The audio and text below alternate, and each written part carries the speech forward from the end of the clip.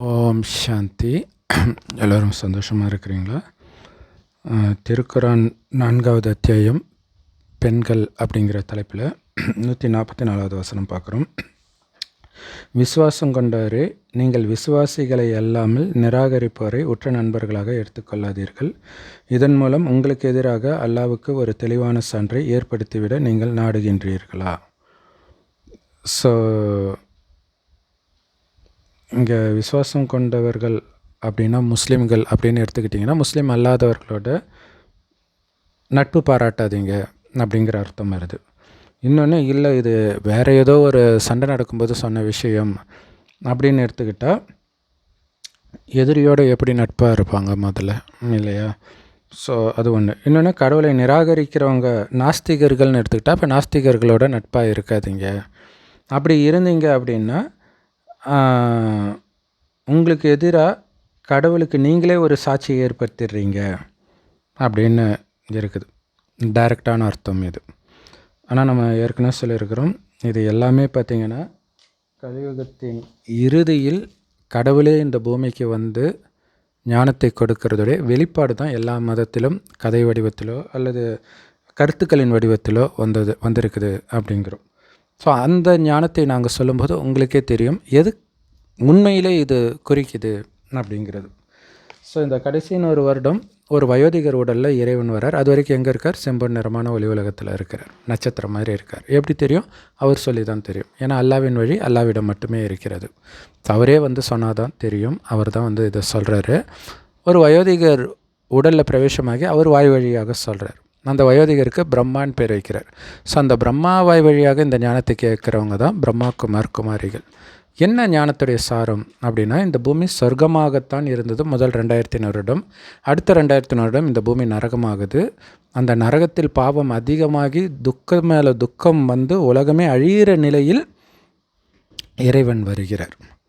ஏன் வரார் அப்படின்னா, அந்த அளவுக்கு பாவம் செஞ்சிட்டோம். நாம் அந்த பாவத்திலேருந்து விடுபட வைக்கிறதுக்கு, அந்த பாவத்திற்கான தண்டனையிலேருந்து நம்மை காப்பாற்றுறதுக்கு வரார். செய்த பாவத்தின் தண்டனையிலேருந்தே காப்பாற்றுறதுக்கு வரார்.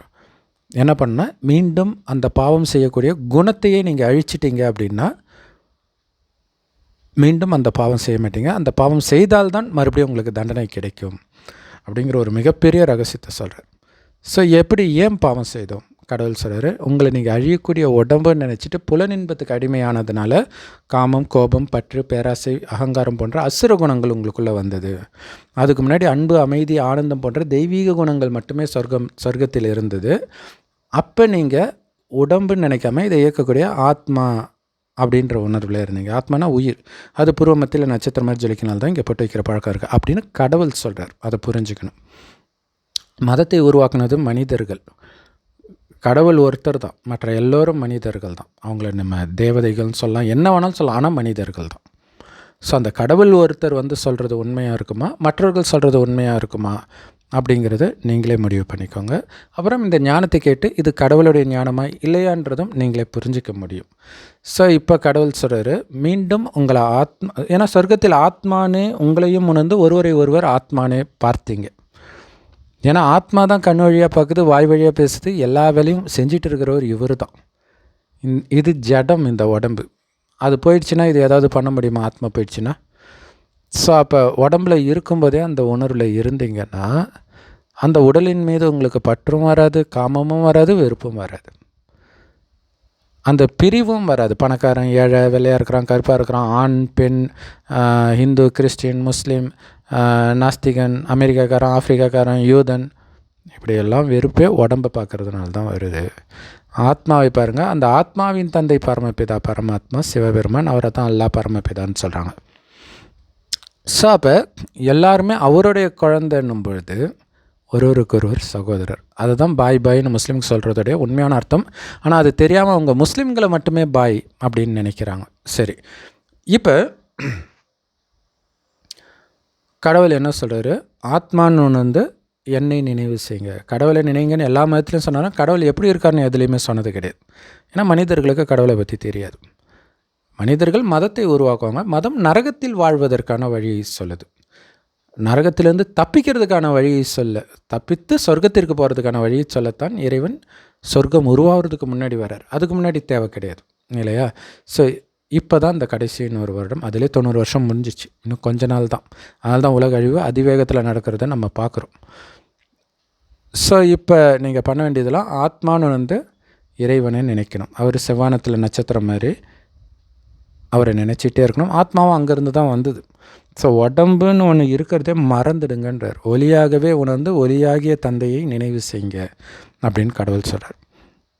அப்படி நினைக்க நினைக்க என்ன ஆகும் அப்படின்னா, வெளி உலக கவர்ச்சியிலேருந்து உங்களுடைய புத்தி விலகும். இந்த காமம், கோபம், பற்று, பேராசை, அகங்காரம் இதில் இருந்தெல்லாம் புத்தி விலக ஆரம்பிக்கும். இதை தூண்டக்கூடிய எண்ணங்கள் உங்கள் மனதில் ஆழ் மனதில் பதிவாயிருக்கும். அதெல்லாம் விலகும். அதுக்கு நீங்கள் பண்ண வேண்டியது இறைவனையும் நினைக்கணும். இறைவன் நேரடியாக ஞானத்தை கொடுக்கிறார் அந்த வயோதிகர் மூலமாக. அந்த வயோதிகருக்கு பிரம்மான் பேர் வைக்கிறார். அவர் வாய் வழியாக இந்த ஞானத்தை கேட்டவர்களை தான் பிரம்மா குமார் குமாரிகள் அப்படின்னு சொல்கிறாங்க. ஸோ அந்த பிரம்மகுமார் குமாரிகள் மூலமாக இறைவன் கொடுக்குற ஞானம் முரளி அப்படின்னு எல்லா ராஜயோக தியான நிலையத்திலும், பிரம்மகுமாரிகள் ராஜயோக தியான நிலையத்திலும் முற்றிலும் இலவசமாக கிடைக்குது. யூடியூப் வெப்சைட்ஸ்லேயே இருக்குது. அதோடைய லிங்க் இந்த வீடியோக்கு டிஸ்கிரிப்ஷனில் கொடுக்குறோம். அவசியம் பார்த்து பயன்பெறுங்கள். இப்போ இறைவன் கொடுக்குற ஞானத்தில் சொல்லக்கூடிய ஒரு விஷயம்தான் ஒரு வசனமாக குரானில் இருக்குது. அதனால தான் நம்மளால் அதுக்கு விளக்கமும் கொடுக்க முடியுது, ஆழமான விளக்கத்தை. ஸோ என்ன கடவுள் சொல்கிறார், இங்கே இப்படி வெளிப்பட்டு இருக்குது, மற்றவங்க கூட சேரக்கூடாதுன்றாரா அப்படின்னா, ஆமாம், அப்படித்தான் கடவுள் சொல்கிறார்.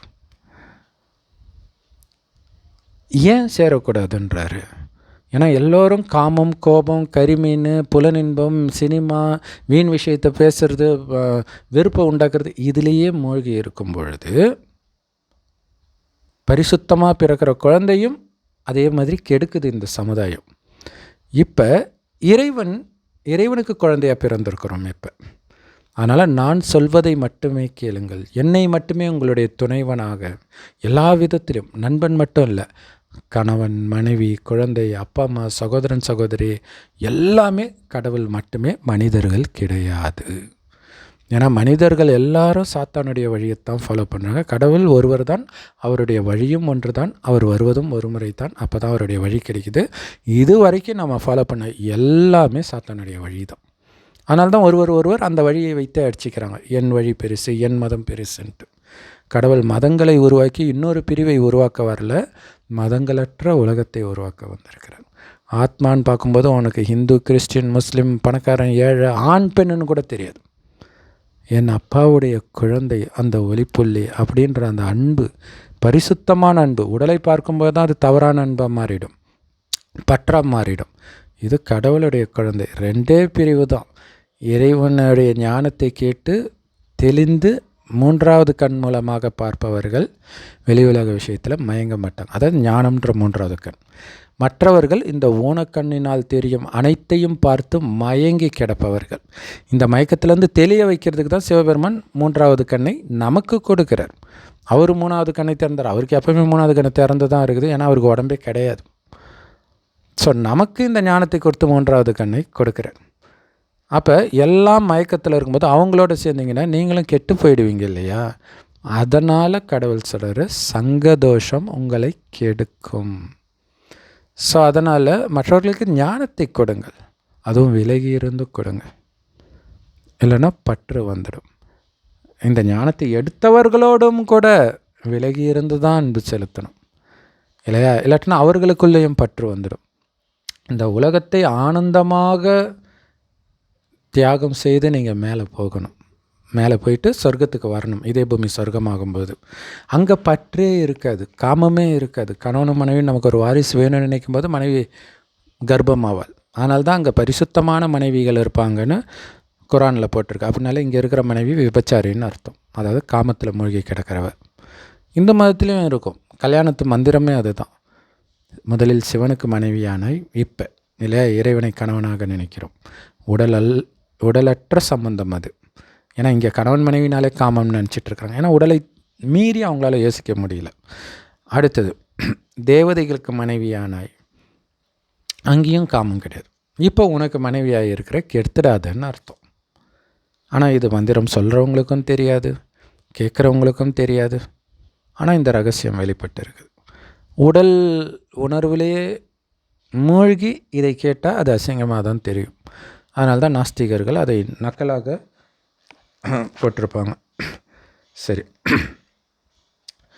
ஸோ அப்போ இங்கே காமத்தை விடணும், கரிமீனை விடணும், எல்லாத்தையும் விடணும். இந்த ஞானத்தை எடுத்தாலும் காமத்தை விடலை அப்படின்னா அவன் நிராகரிப்பாளன்தான் அல்லது முனாஃபிக், ரெண்டும் கெட்டான். இப்போ அவர்களுடைய தொடர்பில் நீங்கள் இருந்தீங்கன்னா அவங்களுக்கு சமமாக உங்களை ஆக்கிடுவாங்க.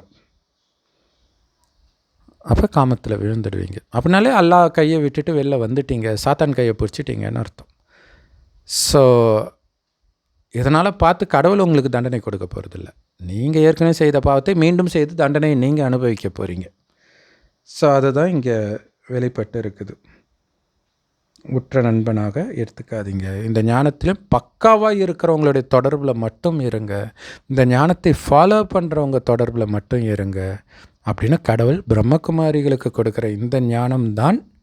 ஆக்சுவலாக உலகத்தில் உள்ள எல்லாரும் பிரம்மகுமாரிகள் தான். பிரம்மான்றது வேறு யாரும் இல்லை, ஆதாம். அவர் மூலமாக புத்தம்புது படைப்பு இப்போ படைக்கப்படுது.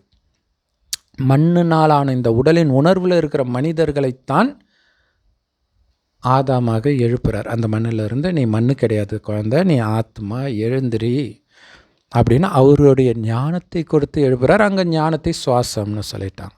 அவருக்கு உடம்பே கிடையாது, அவர் எப்படி சுவாசிப்பார்? இறைவன் வருவதே ஞானம். ஸோ இறைவனுக்கு சுவாசம் மாதிரி இந்த ஞானம், அதை நமக்கு கொடுக்குறார். நமக்கும் இப்போ சுவாசம் மாதிரி இந்த ஞானம்தான்.